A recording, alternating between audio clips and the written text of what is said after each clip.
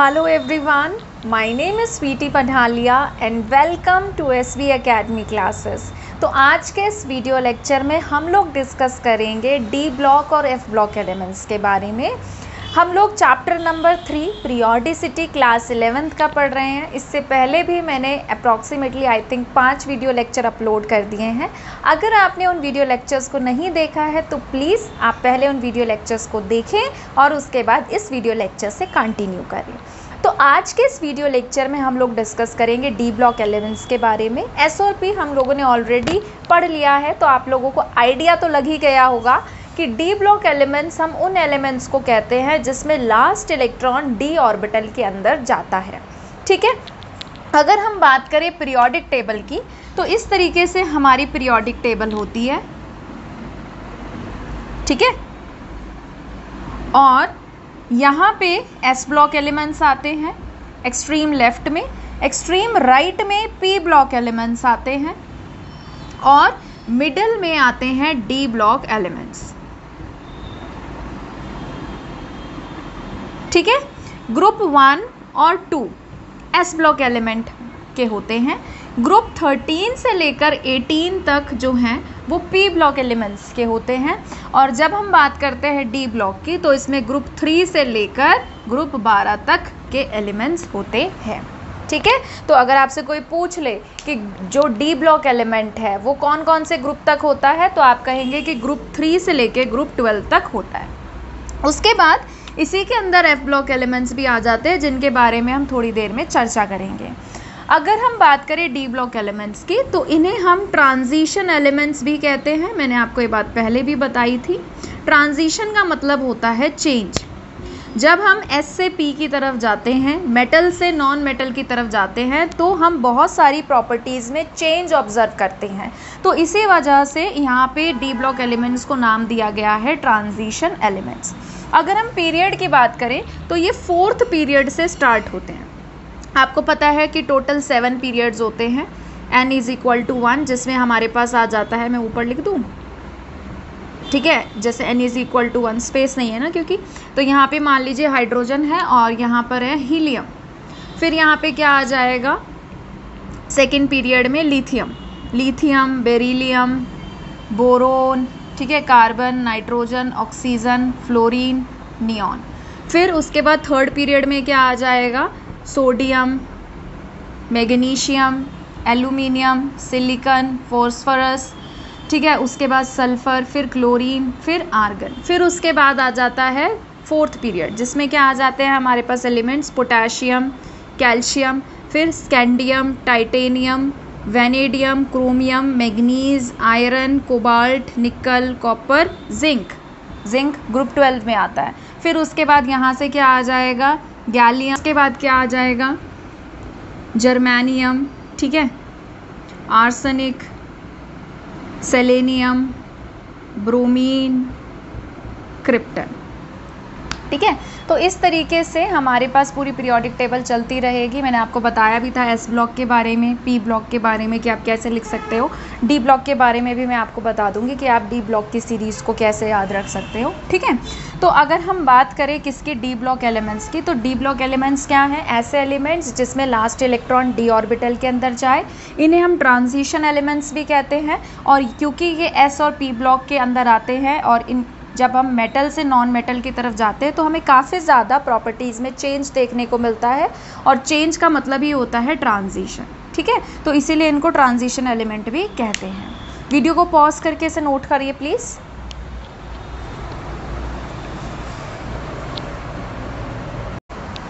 चलिए आगे बढ़ते हैं। अब हम लोग डिस्कस करेंगे जनरल कैरेक्टरिस्टिक्स या फिर general properties of D block elements के बारे में।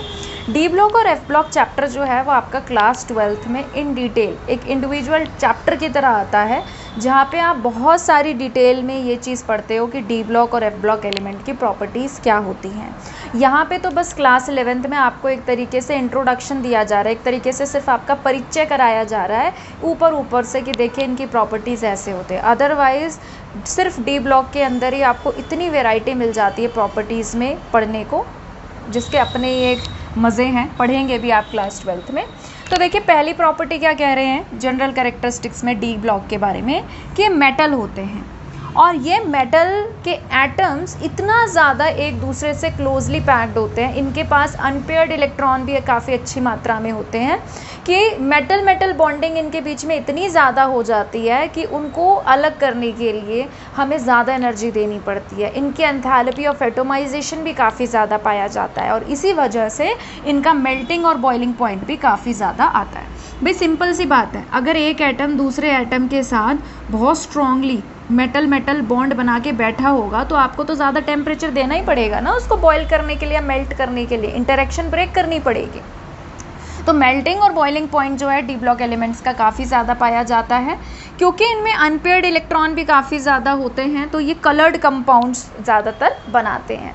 ऐसा नहीं है कि सारे बना रहे हैं, मैंने यहाँ पर लिखा है मोस्टली, मोस्ट ऑफ देम, ठीक है। ज़्यादातर डी ब्लॉक के एलिमेंट्स जो हैं वो कलर्ड कंपाउंड बनाते हैं, इनमें डी ट्रांजिशन होती है, मतलब इलेक्ट्रॉन एनर्जी एब्जॉर्ब करके लोअर एनर्जी लेवल से हायर एनर्जी लेवल में जंप मारता है, फिर वापस आता है, एनर्जी एमिट करता है और फिर हमें कलर दिखाई देते हैं, ठीक है।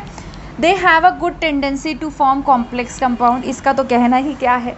एक और आप इंडिविजुअल चैप्टर पढ़ेंगे क्लास 12th में कोऑर्डिनेशन कंपाउंड करके, तो डी ब्लॉक एलिमेंट्स की काफ़ी अच्छी प्रॉपर्टी होती है कॉम्प्लेक्सेस बनाने की, जिसका आप एक अलग से चैप्टर भी बना रखा है 12th में।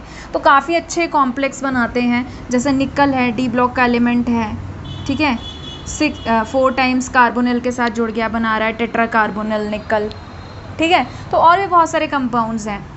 यहीं पे सिस प्लाटिन भी एक कोऑर्डिनेशन कंपाउंड बनता है। प्लाटिनम जो है डी ब्लॉक एलिमेंट है जिसको हम कैंसर ट्रीटमेंट के लिए यूज़ करते हैं। बहुत सारे इनके कॉम्प्लेक्सेस होते हैं, जैसे कैल्शियम मैग्नीशियम हो गया सपोज, ठीक है। कैल्शियम मैग्नीशियम तो चलो एस ब्लॉक का है, बट फिर भी लाइक जैसे हमने EDTA डाल दिया, वाटर में से हार्डनेस रिमूव करनी है, तो वो भी कोऑर्डिनेशन कंपाउंड बनाते हैं। वो नाम आया तो मैंने एग्जाम्पल आपको दे दिया, ठीक है। उसके बाद क्योंकि इसमें अनपेयर्ड इलेक्ट्रॉन काफ़ी ज़्यादा होते हैं तो ये पैरामैग्नेटिक इन नेचर होते हैं। ऐसे आपके एटम्स जिसमें अनपेयर्ड इलेक्ट्रॉन है, सिंगल इलेक्ट्रॉन अगर आ रहे हैं तो पैरामैग्नेटिक इन नेचर होते हैं। अगर पेयर्ड इलेक्ट्रॉन आते हैं तो वो डायामैग्नेटिक इन नेचर होते हैं। तो इसमें ज़्यादातर पैरामैग्नेटिक होते हैं, यानी कि अनपेयर्ड इलेक्ट्रॉन। समझे कि नहीं समझे? जैसे कि फॉर एग्जाम्पल मैं आपको एक एग्जाम्पल दे देती हूँ, जैसे मैग्नीज है, डी ब्लॉक एलिमेंट है, कॉन्फ़िगरेशन क्या है 25, एटॉमिक नंबर क्या है 25, कॉन्फ़िगरेशन क्या है आर्गन 3d5 4s2। तो जब d ऑर्बिटल में इलेक्ट्रॉन भरेंगे आप 3d के अंदर तो कैसे जाएगा 1 2 3 4 5, तो अनपेयर्ड इलेक्ट्रॉन आ गए ना। तो अनपेयर्ड इलेक्ट्रॉन आने की वजह से ये क्या शो करेगा, paramagnetic in nature, paramagnetic behaviour. They exhibit several oxidation state, ये variety of oxidation state show करता है। जैसे मैग्नीज को ही ले लो, मैग्नीज जो है +2 का ऑक्सीडेशन स्टेट भी शो करता है, +3 का भी करेगा, +4 का भी करेगा, +5 का भी करेगा, ठीक है, +6 का भी करता है, +7 का भी करता है, जिसमें +2 और इसके +7 तो हाईली स्टेबल माने जाते हैं। तो अनपेयर्ड इलेक्ट्रॉन इनमें काफ़ी ज़्यादा होते हैं, ठीक है, और वेराइटी ऑफ ऑक्सीडेशन स्टेट ये शो करते हैं। इनके पास क्षमता होती है काफ़ी ज़्यादा ऑक्सीडेशन स्टेट शो करने की। फिर है बहुत सारे हमारे most of the transition elements जो होते हैं, जैसे मैग्नीज हो गया, निकल, कोबाल्ट, क्रोमियम, वेनेडियम, प्लैटिनम, और इनसे रिलेटेड जो कंपाउंड हैं वो कैटलिस्ट के तौर पे भी यूज़ किए जाते हैं। कैटलिस्ट क्या होता है? कैटलिस्ट कैन बी एनीथिंग जो रिएक्शन की स्पीड एनहांस करने का काम करे। जैसे कि फॉर एग्जांपल आपने देखा भी होगा, अगर इथीन है, डबल बॉन्ड है और मैं चाहती हूँ कि इसमें हाइड्रोजन ऐड हो जाए, तो मैं यहाँ पे कैटलिस्ट क्या ले सकती हूँ, निकल ले सकती हूँ, प्लैटिनम ले सकती हूँ, पैलेडियम ले सकती हूँ, और ये अल्कीन को किस में चेंज कर देगा, ये अल्कीन को चेंज कर देगा अल्केन में। तो बेसिकली हो क्या रहा है कि जो कैटलिस्ट है हमारा, जैसे मान लो आपने प्लैटिनम लिया है और ये कैटलिस्ट की तरह एक्ट कर रहा है, तो ये क्या करेगा, अपने सरफेस पर हेट्रोजीनियस कैटलिसिस हो रहा है यहाँ पर, ये क्या करेगा, अपने सरफेस पर अल्कीन को एड्जॉर्ब करेगा, हाइड्रोजन को भी क्या करेगा, एड्जॉर्ब करेगा, और फिर इनके बीच में इंटरेक्शन करा देगा और फिर इनको अल्केन बना के अपने सरफेस पे से डिटैच कर देगा, डिसॉर्प्शन प्रोसेस कर देगा, ठीक है। तो ये एक तरीके से बिचौलिए का काम करता है। जैसे होता है ना, दो फैमिली है, दो फैमिली को मिलवाना है शादी के लिए, तो एक बंदा होता है जो दो फैमिलीज़ को मिलाने का काम करता है, जैसे हम बिचौलिया कहते हैं। हमारी लैंग्वेज में। आप अगर अदर स्टेट से होंगे तो डेफिनेटली आप कुछ और कहते होंगे। तो वो क्या है, एक तरीके से वो कैटलिस्ट का काम कर रहा है। उसका काम क्या, दो फैमिलीज़ को मिलाना, शादी करवाना और फिर कल्टी मार लेना। In the same way platinum भी यहाँ पे यही काम कर रहा है, एल्कीन को एड्जॉर्ब कर रहा है, हाइड्रोजन को एड्जॉर्ब कर रहा है, इन दोनों को मिलवा रहा है और फिर इनको अपने सरफेस पे से हटा रहा है कि भाई मेरा काम ख़त्म। तो कैटलिस्ट क्या करता है, बहुत सारी रिएक्शन को स्पीड अप करने का काम करता है, अपने अंदर कोई केमिकल चेंज वो नहीं आने देता, ना क्वांटिटेटिवली, ठीक है, ना किसी तरीके से वैसे कि भाई कोई बॉन्ड टूट गया, कुछ और किसी चीज़ में कन्वर्ट हो गया, ऐसे भी नहीं, ठीक है। तो वीडियो को पॉज करके आप इसे नोट करिए प्लीज़।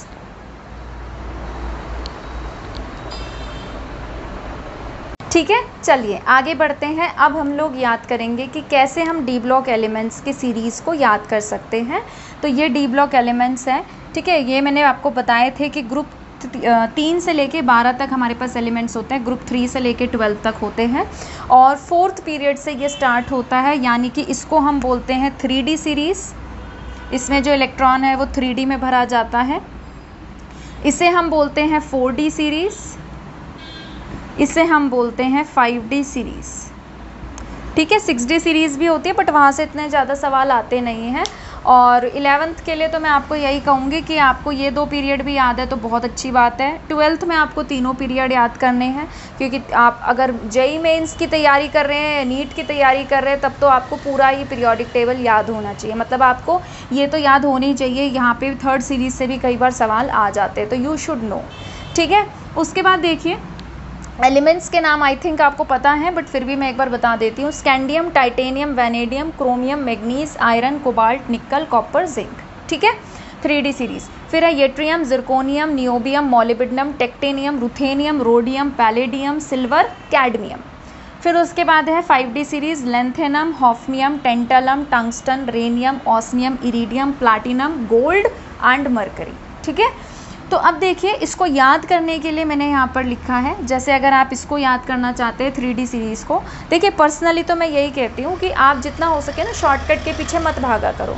आप अगर इसको बिना किसी शॉर्टकट के याद कर सकते हो तो करो, क्योंकि मैंने एज अ स्टूडेंट जब मैं पढ़ती थी तो मैंने इसको किसी ट्रिक से नहीं याद किया था, मैंने तो इसको ऐसे याद किया था, scandium, titanium, vanadium, chromium, manganese, iron, cobalt, nickel, copper, zinc.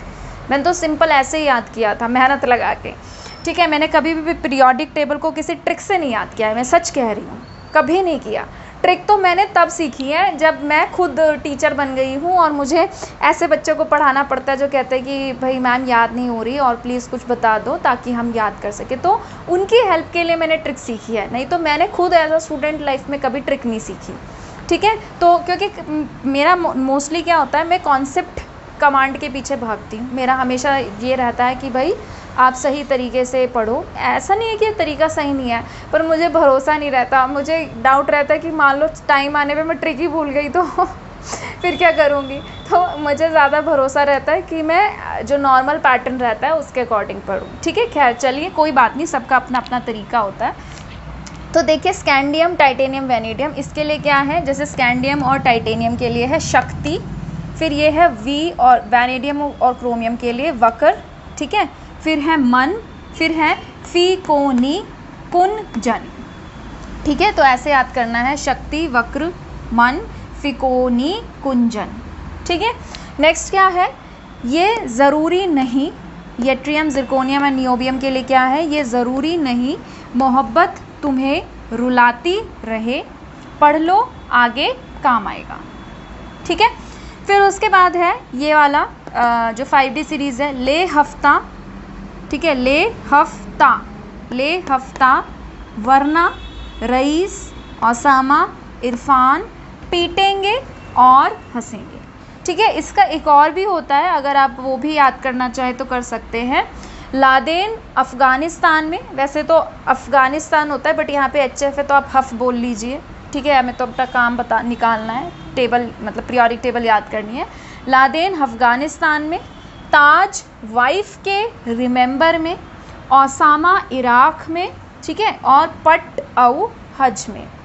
तो आप इसको ऐसे भी याद कर सकते हैं, वो अगर वो याद नहीं करना है तो आप ऐसे भी चल सकते हैं, आप इस सीक्वेंस से भी याद कर सकते हैं। तो आई होप आपके लिए बेनिफिशियल रहेगा और ये आपको हेल्प पहुंचाएगा। इसे नोट कर लीजिए प्लीज़।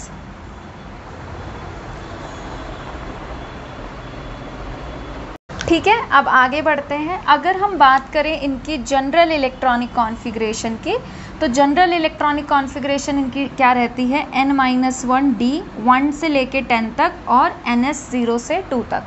मतलब जो इसका s ऑर्बिटल है वो खाली भी हो सकता है, एक इलेक्ट्रॉन भी हो सकते हैं, 2 भी हो सकते हैं, और जो d है उसमें 1 से लेके 10 तक इलेक्ट्रॉन हो सकते हैं, डिपेंडिंग अपॉन कि उसका एटॉमिक नंबर क्या है। स्कैंडियम का एटॉमिक नंबर क्या होता है, 21, ठीक है, टाइटेनियम 22, वैनेडियम 23, क्रोमियम 24,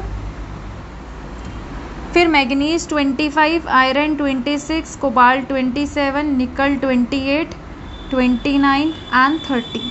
फिर आप नीचे का निकालना चाह रहे हैं तो आप 18 ऐड कर लीजिए, ठीक है, इसमें भी आप 18 ऐड कर लीजिए, इसमें भी आप 18 ऐड कर लीजिए। और लेंथेनम के बाद अगर आप एक्टिनम की लिखने जा रहे हैं, एक्टिनॉइड सीरीज़ लिखना चाह रहे हैं, तो 32 ऐड कर लीजिए। तो इसमें सीक्वेंस क्या चलता है, 18, 18 एंड 32, ये सीक्वेंस चलता है। तो 21 में अगर मैं 18 ऐड कर दूं, कितना हो जाएगा, 39। तो ये हो गया 39। फिर से इसमें 18 ऐड कर लीजिए, 9 और 8 17, ठीक है, और 3 और 1 4 और 1 5, ये हो गया 57। तो आप इस तरीके से किसी का भी निकाल सकते हैं। जैसे कोबाल्ट के नीचे रोडियम का निकालना है, 27 में 18 ऐड कर लो, फिर 18 ऐड कर लो, और इरिडियम के नीचे 32 ऐड कर लेना, नेक्स्ट वाला आ जाएगा, ठीक है। बट वो पेपर में आता नहीं है तो मैंने इसलिए लिखा नहीं। फिर इसके अकॉर्डिंग आप, अब मैं तो सीक्वेंस में लिख रही हूँ, आप किसी भी ग्रुप को उठा के लिख सकते हैं, ठीक है। 40, 41, 42, 43, 44, 45, 46, 47, 48, ठीक है। उसके बाद क्या होता है, अब देखिए जब 57 आ गया हमारे पास, तो ये हमारे पास आ जाती है लेंथेनॉइड सीरीज़। लेंथेनॉइड सीरीज़ जो है इसमें F ब्लॉक के एलिमेंट्स आ जाते हैं, और F ब्लॉक में टोटल 14 एलिमेंट्स होते हैं। तो ये आपका 58 से लेकर 71 तक चलता है, ल्यूटेटियम तक, ठीक है। और फिर उसके बाद यहाँ पे आता है 72 से। तो अब आप सोचेंगे कि अरे अब हम कैसे निकालेंगे, हमारा तो सीक्वेंस ख़राब हो गया, हमने तो ये सीखा था 18, 18, 32। तो जब भी आपके पास डी ब्लॉक की 3rd नंबर वाली सीरीज़ आती है, यानी कि आपके पास FD सीरीज़ आती है, तो आपको ध्यान रखना है कि FD से पहले 4F भी आ जाता है। और जहाँ पे F ऑर्बिटल आ रहा है या 5D सीरीज़ की बात हो रही है, तो उस केस में आप क्या करेंगे, 32 ऐड करेंगे। 40 में अगर आप 72, मतलब 40 में अगर आप 32 ऐड कर रहे हैं, तो आपका कितना आ जाएगा, 72। तो यहाँ पे थोड़ा सा आपको 3rd सीरीज़ के अंदर जो है नोट ध्यान देने वाली बात है।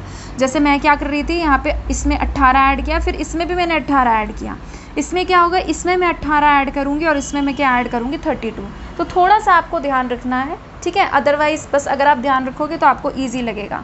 फिर इसमें भी 32 ऐड कर लीजिए, ये हो जाएगा 73। 41 में अगर आप 32 ऐड करेंगे तो कितना हो गया, 73।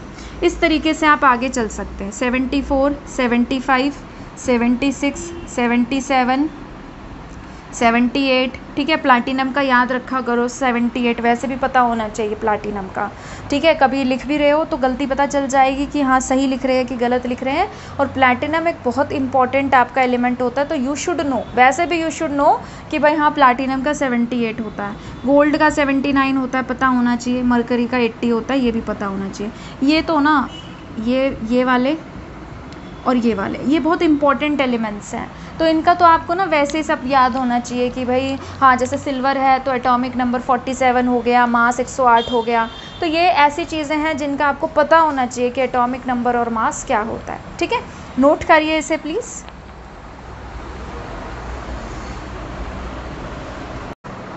तो आज के लिए इतना ही, और अगर आपको आज का वीडियो पसंद आया है तो प्लीज़ इसे लाइक करिए, शेयर करिए, चैनल को सब्सक्राइब करिए। मुझे कमेंट सेक्शन में ज़रूर बताइएगा कि आपको आज का वीडियो लेक्चर कैसा लगा। मुझे बहुत अच्छा लगता है आप लोगों के कमेंट्स को पढ़ना। जल्दी मिलेंगे एक नई वीडियो के साथ, अपना ध्यान रखिए। Thank you.